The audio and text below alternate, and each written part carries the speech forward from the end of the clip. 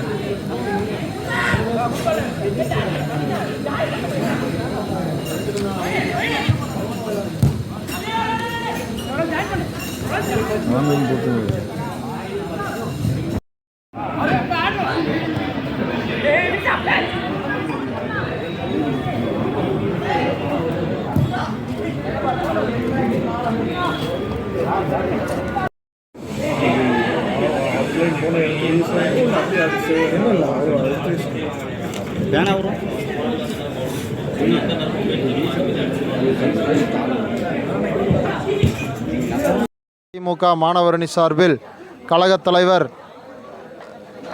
அவர்களின் புதல்வரும் கழக இளைஞரணி செயலாளருமான மாண்புமிகு துணை முதல்வர் அவர்களின் 48வது பிறந்த நாளை முன்னிட்டு கோவை தெற்கு மாவட்ட மாணவரணி சார்பில் இளந்தலைவர் கோப்பைக்கான கால்பந்து போட்டி இன்று காலை முதல் நடைபெற்று கொண்டிருக்கின்றது.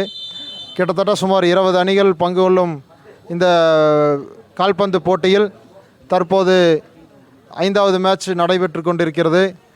இது 3 பரிசு வெளி மாவட்டங்களிலிருந்தும் வால்பாறை மற்றும் நீலகிரி, திருப்பூர், பொங்கலூர் ஆகிய ஊர்களிலிருந்து அணிகள் வந்திருக்கின்றது. 3 பரிசுகள் வழங்க இருக்கின்றோம். இதில் முதல் பரிசாக ரூபாய் 10,048, இரண்டாம் பரிசாக 8,048, மூன்றாம் பரிசாக 6,048 வழங்கியிருக்கின்றோம்.